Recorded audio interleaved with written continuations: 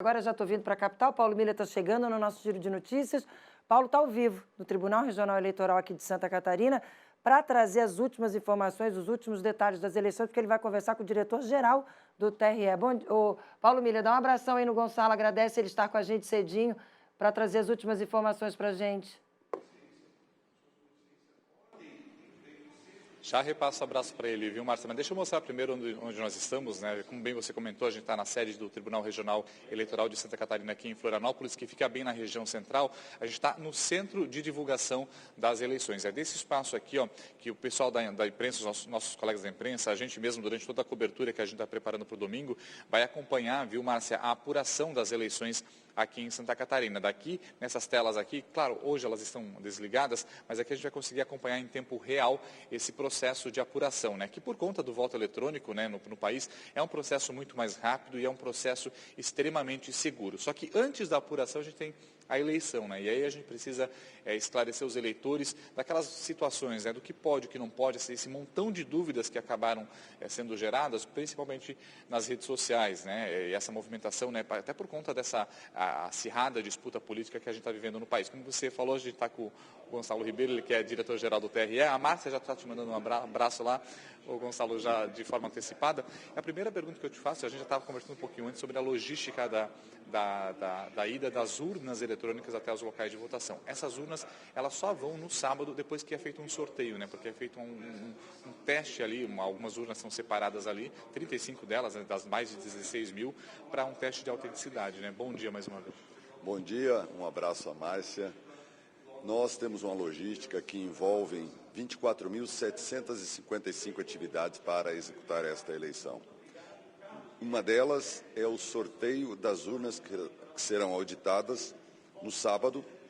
Dentre as 16.242, 35 serão sorteadas. As 27 primeiras serão recolhidas a Florianópolis e terão uma auditoria no seu funcionamento.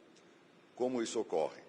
Cédulas em papel foram preenchidas por jovens alunos de várias escolas de Santa Catarina, eles não são eleitores, nos candidatos reais. Essas cédulas foram colocadas em urnas de lona e, no sábado, as urnas sorteadas são recolhidas, as urnas eletrônicas são recolhidas a Florianópolis, no seu local, uma outra é configurada. No domingo, no mesmo horário da votação, ou seja, das 8 às 17, vamos converter estas cédulas em voto eletrônico, para se comprovar que o voto na cédula é idêntico àquele recebido na urna eletrônica. E aí depois começa o processo de logística, depois desse sorteio, né, de encaminhamento das urnas eletrônicas para os locais de votação. São mais de 3 mil, né, locais de votação, uma logística bastante complexa. E o eleitor também tem muitas dúvidas, né, Gonçalo, nesse processo aí do domingo, porque muitas dúvidas acabaram sendo geradas nas redes sociais, muita desinformação com relação ao processo eleitoral. Então a primeira pergunta que eu te faço é: o que o eleitor pode fazer no dia da votação, né? Principalmente com relação à vestimenta, né? Ele pode vestido com a camisa que ele quiser, qual que é a orientação? Primeiro, em relação a esse evento que vai ocorrer na Assembleia Legislativa, é uma audiência pública, quem quiser pode acompanhar essa auditoria, inclusive nos nossos canais no YouTube. Em relação ao que pode ou não pode, em específico do eleitor, ele pode estar trajado com a vestimenta da sua preferência, que identifique quem é o seu candidato, o seu partido, desde que seja uma forma silenciosa e individual. A ideia é que isto evite que alguém tente convencer ou constranger alguém a votar em um determinado candidato. A restrição de vestimenta ali é com relação aos mesários, né? Exatamente, os mesários que estão à disposição da Justiça Eleitoral, esses não, esses têm que ter um comportamento e uma vestimenta neutra. O eleitor ele pode levar também um lembrete de papel. São muitos números, né? São 5 candidatos que o eleitor vai escolher ali. Ele pode levar um lembrete com os números anotados no papel. Com esse papel ele pode acessar a urna. Exatamente. A ideia é que ele possa ter um documento onde ele faça o registro, porque a ordem de votação é esta: deputado federal, em seguida deputado estadual, senador, governador e presidente.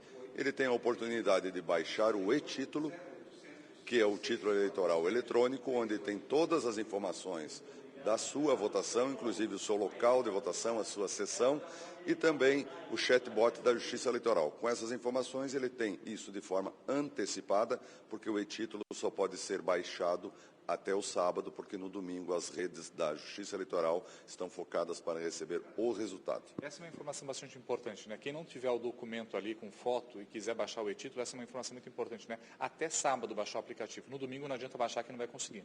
Não, porque ele não vai estar mais acessível. A ideia é que no domingo todas as energias da Justiça Eleitoral em relação à rede fiquem voltadas para a eleição em si.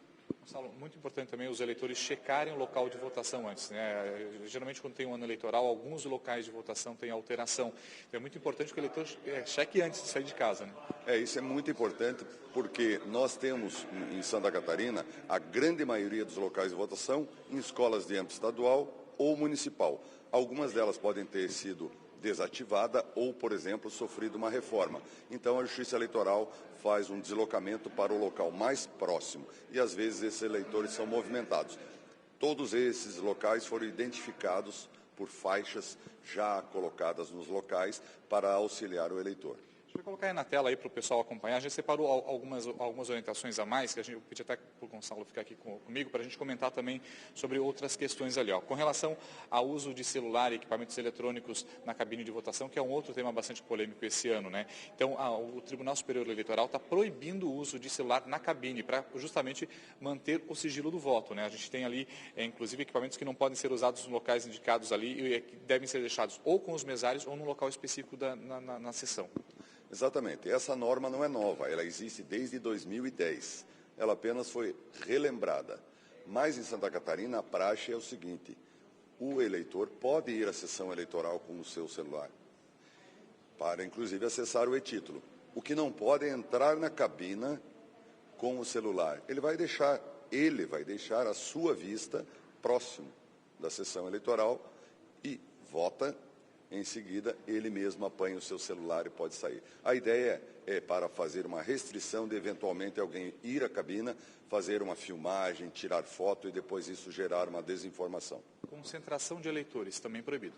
É proibido, em específico, se estiverem trajando a mesma roupa ou adesivos ou botões de determinado candidato. Isso é para evitar que se constranja ou se tente induzir alguém a votar em determinado candidato. Oferecer dinheiro, qualquer tipo de vantagem para obter voto ali também, né? Tem uma pena de 4 anos de reclusão, que também é proibido, que é considerado corrupção eleitoral, né, Gonçalo? Exatamente, isso sempre existiu, o Código Eleitoral é de 1965 e desde lá esta prática é proibida.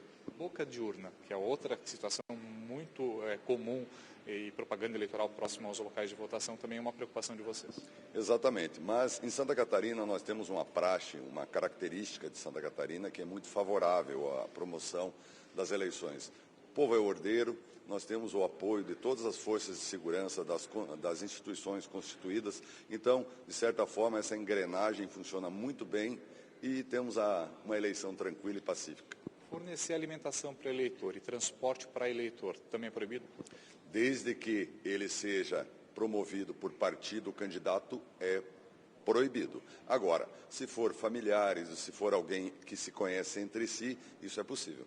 Uma expectativa aí para apuração, Gonçalo, todo mundo tem essa expectativa, porque a gente, né, o Brasil é referência quando se fala em eleição, desde que tornou o processo todo eletrônico, confiável, auditável, né, apesar dos questionamentos que se levanta da urna eletrônica, mas é totalmente seguro. Até hoje ninguém conseguiu comprovar qualquer tipo de fraude com relação a isso. Expectativa de apuração.